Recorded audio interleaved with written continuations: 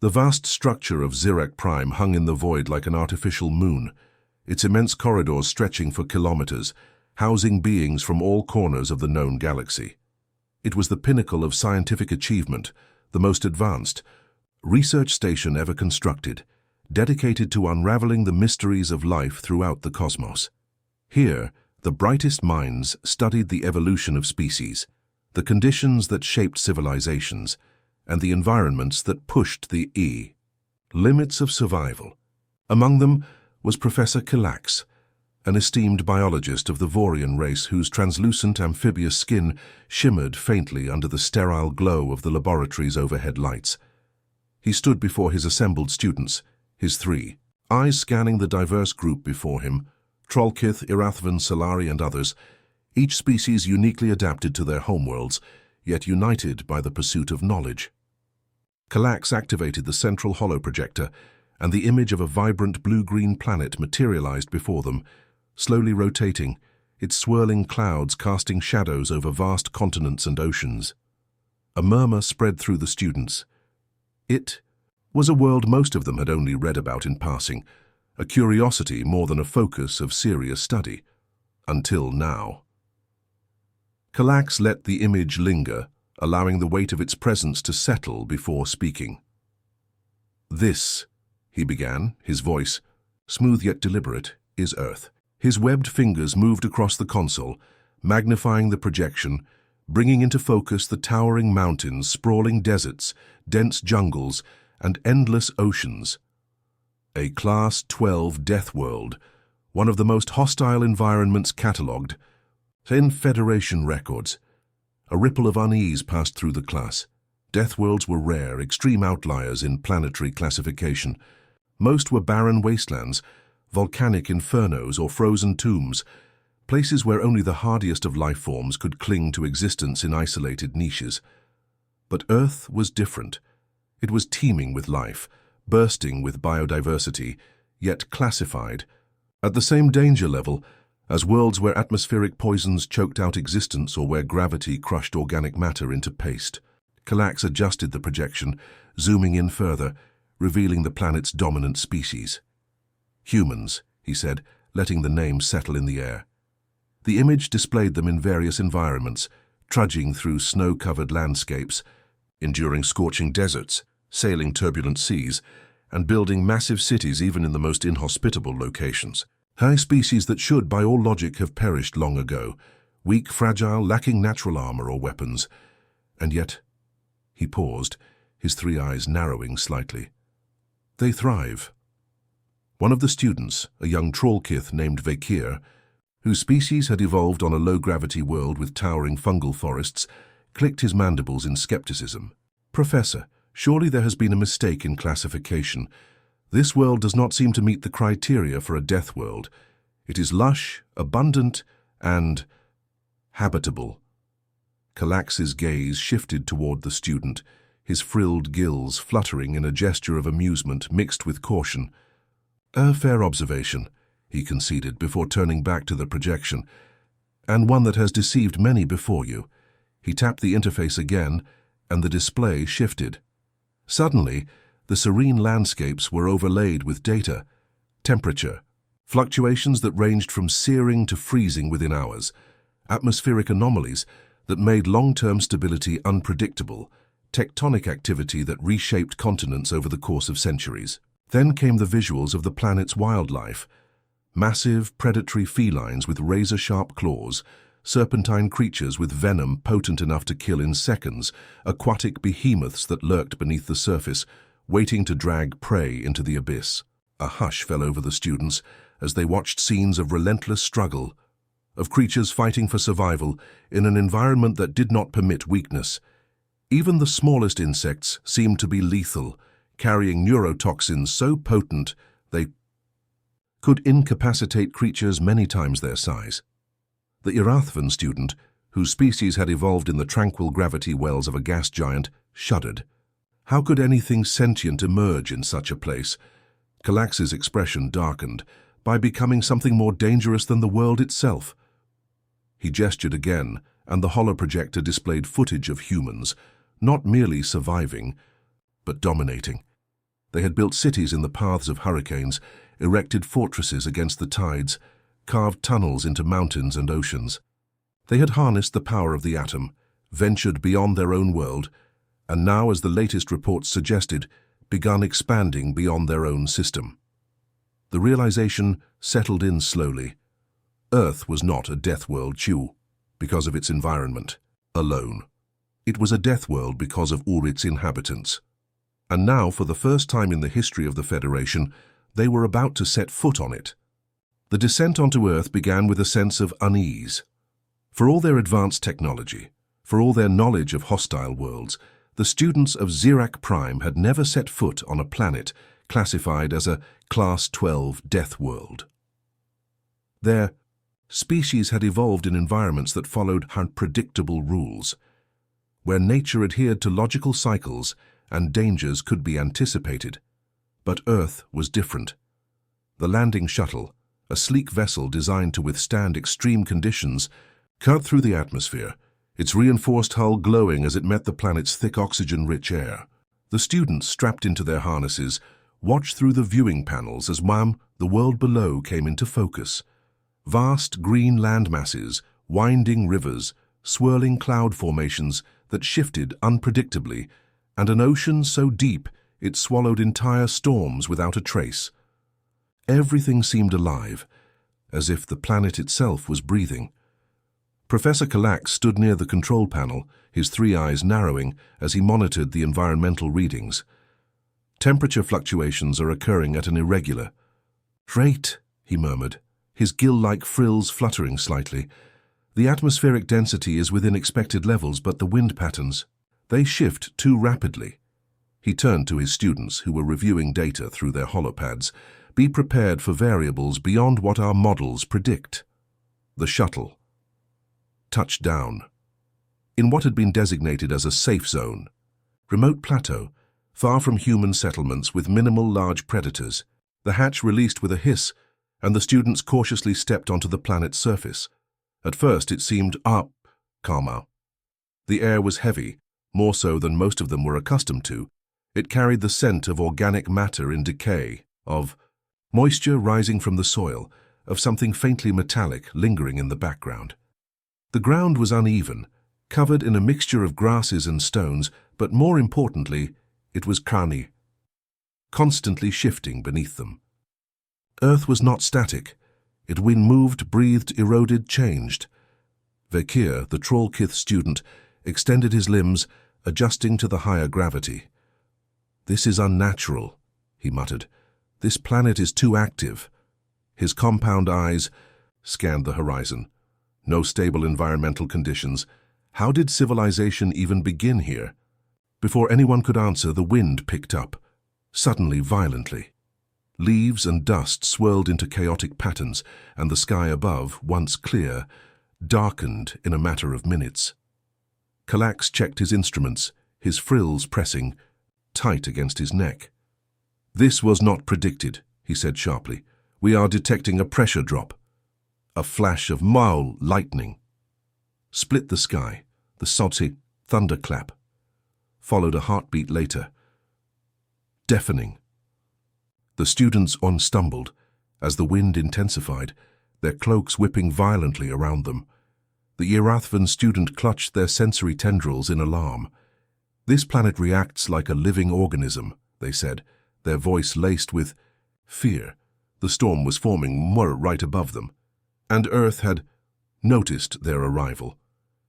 The storm struck with terrifying speed, a force of nature so sudden and violent that even the most advanced atmospheric models from the Federation would have failed to predict it. One moment, the sky was a deep blue, the air heavy but breathable. The next, a churning vortex of dark clouds swallowed the horizon, turning day into twilight. The wind howled, ripping through the landscape, carrying with it leaves, dirt, and debris, all weaponized by the fury of the planet itself. Professor Kalax had studied countless planets, analyzed atmospheric compositions that would melt flesh, catalogued storms on gas giants capable of swallowing moons. But this was different. This was alive. His gill-like frills flattened. against his neck as he braced himself, gripping the stabilizer railing of the shuttle's ramp. He could see the fear in his students' eyes, their varied alien physiologies reacting instinctively to the unknown threat. Some huddled together, their sensory tendrils wrapping tightly around their bodies. Others extended protective chitin, plates adapting to the immediate environmental hazard as best they could. But none of them had expected this. "Back to the ship!" Kalax shouted over the deafening roar of the wind, his three eyes scanning the terrain for any signs of further escalation. But the moment they turned to retreat, the ground trembled. It was not an earthquake, not in the traditional sense. The soil beneath them was shifting, reacting as if disturbed by something deeper. A low guttural groan emanated from beneath the surface, a sound that sent a primal chill through the group. It was a sound that no machine had made, no structure had collapsed to create. It was the sound of something waking up. Vakir, the Trollkith student, tried to activate his bioscanner, but the device failed immediately, the screen flashing erratic warnings before shutting off completely. He hissed in frustration, antennae twitching wildly. "The electromagnetic field, it's destabilizing all readings. We can't get clear environmental data." Another student from the aquatic Solari species wrapped their appendages around a nearby outcropping of rock, their bioluminescent skin pulsing rapidly in distress. "The storm, this isn't just random weather. This planet isn't reacting chaotically, It's reacting to us, A sudden crack split the air, and they all turned just in time to witness a tree. A towering ancient thing, gnarled by centuries of growth, wrench itself from its roots, and come crashing down. The sheer force of the wind uprooting what should have been an immovable part of the landscape. The world itself seemed to be rejecting them.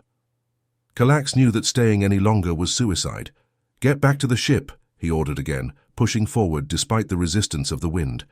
His own physiology, evolved for damp, low-gravity environments, struggled against the sheer violence of Earth's elements. It was then that he saw something far worse than the storm itself. At the edge of their landing site, just beyond where the storm clouds met the horizon, figures were approaching, humanoid, walking through the chaos as if it meant nothing to them. And one of them was smiling. The figures emerged from the storm as if they had always been part of it, moving through the chaos with a confidence that sent a primal shudder through the alien observers. The wind howled around them, tearing at the landscape, flinging debris through the air with the force of a projectile weapon. Yet these beings, humans, walked as though the storm was nothing more than a passing inconvenience. Professor Kalax felt an unfamiliar sensation coil in his chest, something alien even to him. Fear. He had read about humans, studied their physiology, analyzed their resilience, but seeing them now, witnessing them thrive in conditions that should have been lethal, sent his carefully structured understanding into disarray. This storm was powerful enough to rip their landing site apart, and yet the humans moved through it, without hesitation, without struggle, as if they belonged to it. The lead human was tall, broad-shouldered, clad in protective gear that seemed more practical than advanced, designed to endure, not avoid. He approached with an easy, confident stride, his gaze fixed on the professor and his students. The others followed closely, each of them carrying weapons, though none were raised. One of the students, the Arathvan scholar whose species had evolved in the gravity wells of a gas giant, pressed against the hull of the shuttle, their tendrils twitching with unfiltered distress. "They're unaffected," they whispered. "The pressure shifts, the temperature drops, the debris, we can barely stand, yet they are unaffected." Kalax swallowed, forcing himself to maintain composure. "Adaptation," he said, though even to his own ears the word felt inadequate. "Their biology is designed to withstand environmental extremes." The lead human stopped just meters from the group, his expression unreadable beneath the dark visor of his helmet. Then, with a practiced motion, he lifted it, revealing a face that looked disturbingly calm given the circumstances. His skin was slightly reddened from the cold, beads of moisture clinging to his short hair from the storm. but his breathing was steady. He was comfortable. Here. "Welcome to Earth," the human said, his voice steady, even amused. Silence followed. Kalax finally found his voice. "This storm, it should be impossible. Our models—" "Your models weren't made for Earth," the human interrupted casually, unfastening the strap of his glove before shaking off the moisture. "You came here thinking you understood what this planet is. You don't." He glanced at the group of students, some of whom were still struggling to remain upright against the force of the wind. "And if you don't understand Earth, you sure as hell don't understand us, guys." One of the troll kith, their exoskeleton barely holding against the pressure, spoke through gritted mandibles. "Why are you out here? This storm is deadly." The human's mouth curved into something that sent another jolt of unease through the group, a smile. "This," he gestured to the chaos around them, "this isn't a storm." He turned his gaze to the dark clouds above, to the lightning arcing across the sky, to the rain that now began pelting against the shuttle's hull. "This is just the weather." Then, as if to emphasize his point, a thunderclap so loud it shook the ground, roared through the air. None of the humans flinched, but the aliens did, and that was the moment they understood. The planet was dangerous, but the humans were worse. The storm raged on, but it no longer mattered. The aliens weren't focused on the howling winds, the blinding lightning, or the torrential rain. Their attention was now fixed on the humans. These creatures who walked through nature's fury as if it were nothing more than an inconvenience. The students of Zirac Prime had traveled across the galaxy, studied countless species, observed creatures that had adapted to the most extreme environments imaginable. But nothing had prepared them for this. Professor Kalax forced himself to step forward, despite every instinct telling him to retreat. The lead human, the one who had greeted them so casually, remained still, waiting. Kalax's gills fluttered slightly as he considered his next words. He had not expected this meeting. The Federation had designated this landing zone as a key uninhabited safe zone, an area where observation could take place without interference. And yet, here they were, standing before a group of humans who had known they were coming. "How?" Kalax finally asked, his voice carefully neutral. "Did you find us?" The human tilted his head slightly, as if the question was amusing. "You landed on Earth, mate, Professor." His voice was calm, almost conversational, but there was something in his expression that unsettled Kalax, a confidence that bordered on amusement. "We always know." A chill ran through the group. They always know. The idea of a species that could monitor an entire planet's surface with such efficiency was unsettling. The Federation had assumed that, on a world as chaotic as Earth, secrecy was easy, but the humans had found them immediately. One of the students, Vakir, whose exoskeleton still bore the marks of being battered by the storm's force, stepped forward hesitantly. "Your planet," he said, mandibles clicking, "defies classification. The environmental shifts, the unpredictable storms, the gravitational irregularities, it is not stable. How do you survive?" The human turned to him, his gaze unreadable. "We don't just survive," he said. "We thrive." Another clap of thunder rolled across the landscape, shaking the ground beneath them. A flash of lightning illuminated the faces of the humans, casting sharp shadows on their features. They weren't just enduring this storm. They were standing in it with absolute confidence. The Urathvan student pressed their sensory tendrils tightly against their body. "This world should have wiped you out," they murmured.